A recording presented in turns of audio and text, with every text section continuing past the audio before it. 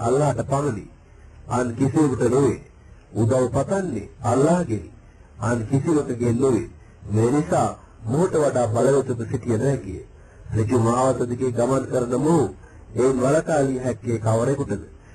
මොහුගේ ඊමානයේ නැවති භක්තිය මිලදී ගැනීමට තරම් ප්‍රමාණවත් ධනයක් තිබේද?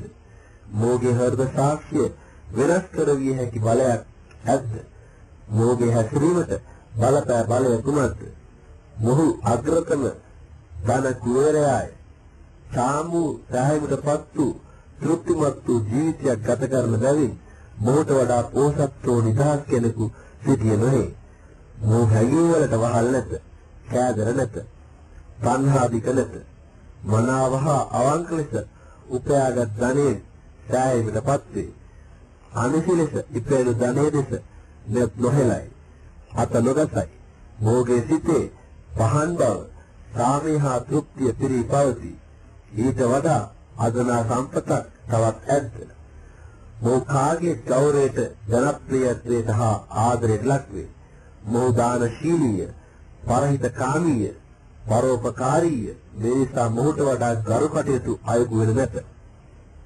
මිනිසුන්ට අන් සියල්ලට යුක්තිය ඉටු කරයි. ඒ යුතුකම අවංකව ඉටු කරයි.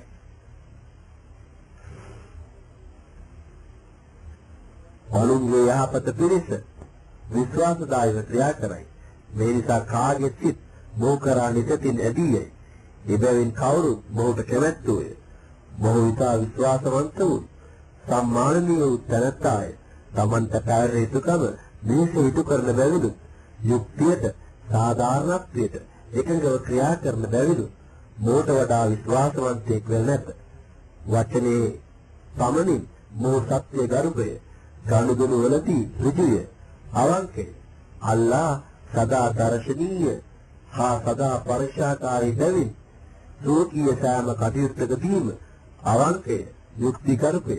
මෙවැන්නෙකුගේ ගුණ දහම වැනීමට වදන්නට මොහු කෙරෙහි විශ්වාසය නොතැබිය හැක්කේ මක් නිසාද? මුස්ලිමෙකුගේ ජීවිතය හා චර්යාව එබඳු නොවේද? මුස්ලිමෙකුගේ නියම චර්යාව වටහාගතහොත් ඔහුට රැගෑපත් වූ, යටහත් පහත් වූ, වහල් වූ ජීවිතයක් ගත කළ නොහැකි බව පැහැදිලි වේ. මොහු කවදත් අනුන් අභිභවා සිටිය යුතුය. මෙහි පිට කිසිම බලයක් මගින් මොහු පරාජය කළ නොහැකිය.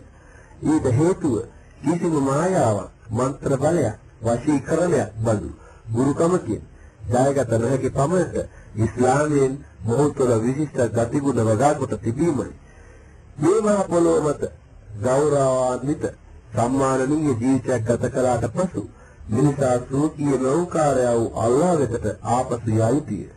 යුතුයකම් නිසීතු කළ නිසා, මෙලොවෙහි උපන් හේතුව ජයග්‍රහීව නිම කළ නිසා, දීර්ඝ විභාගයෙන් සාර්ථකව සමත් වූ බැවින් මොහුට අල්ලාහ්ගේ අගන ආශිර්වාද හිමිවේ. මොහුගේ මෙලොව දිවියද සර්විය, මරින් මතු මෙලොව දිවියද සාමයේ සතුට පිරුණේ වේ. ඉස්ලාමයන් ඔයයි. මිනිසාගේ ස්වභාවික ධර්මයයි. කිසිම මිනිසෙකුට හෝ සම්බන්ධ නැති, කාලයකට හෝ දේශයකට සීමා නැති ආගමයි. මේ මිනිසාගේ ආගම වේ. භෞතික මාර්ගයයි. සෑම යුගයකදීම, සෑම රටකදීම, සෑම මිනිසුන් අතරම අල්ලාහ් ගැනත් සත්‍ය ලැබී දනෝ.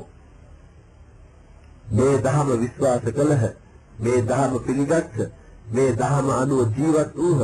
ඉස්ලාමයයි හඳුන්වා ගත්තත්, තම බසින් අන්නමකින් හඳුනා ගත්තත්, නම කවරක වුවත්, ඒ අදහස කවරක් වුවත්, ඒ කවුරුත් ඉස්ලාම් වෙති. හිතවත් සොයන්නේ අද අප ඔබ සමග ඉස්ලාම්හි තේරුම කොහොමද යන මාතෘකාවටදී අපි සාකච්ඡා කෙරෙමු. ඉස්ලාම් ධර්ම ගැන වැඩි විස්තර දැනගැනීම සඳහා සෞදි අරාබියේ අල්-කසීමි මුරේදා නගරයේ පිහිටි ජාත්‍යන්තර ඉස්ලාමීය අධ්‍යාපනික ආයතනය වෙත අප හමු වීමට පැමිණෙමු. දුරකථන අංක 324 899 8 වෙත අප ඇමතීමෙන් හෝ ඩබල් දෙට්ටිය 142 මුරේදා යන පරිසරයට ලිවීමෙන් ඔබ සැමට සාහේව පිණිස අපි සදා එකම දිවෙන්නු අල්ලාහ්ගේ නාමයෙන් වැඳී සිටින්නෙමු. සිංහල, ඉංග්‍රීසි, දෙමළ ඇතුළු සෑම ජාත්‍යන්තර භාෂාවකින් ඉස්ලාම් ධර්මය ගැන විවිධ මාතෘකා යටතේ පළ වී තිබෙන ඉතා වටිනා පොත්, පත්‍රිකා, සංග්‍රහ, වීඩියෝ පටි හා කැසට් පටි අප ඔබ සැමට ඉන්ෂාල්ලාහ් නොමිලේ සපයන්නේ.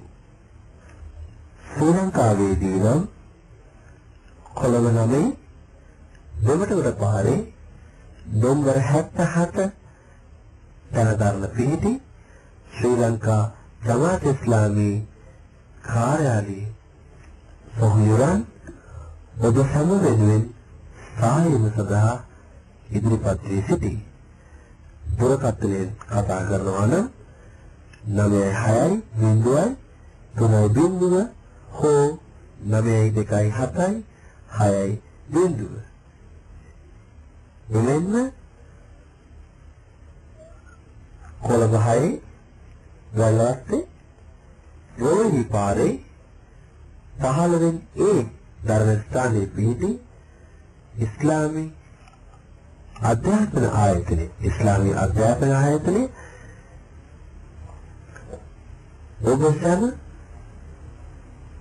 වෙනුවෙන් සහාය සඳහා සිටි. ටෙලිෆෝන් දුරකථනයෙන් කතා කරනවා නම් 58 66 6 58 66 6 ඉතින් සොයුරිය තාත් දෙවන් ඉස්ලාමීය දැනුම වඩන වැදගත් වැඩසටහනකින් ඔබ හැම නැවත හමු වෙනකම් අස්ලාමු අලයිකුම්. උතුම් වූ ඉස්ලාමීය ආශිර්වාදයන් ඔබ සැමට පිළිගැනීම ඔබ සැමගෙන් අදට සමුගන්නවා ඔබ සැමගේ සොයුරු මොහම්මද් ශරීෆ් අබු රයන්.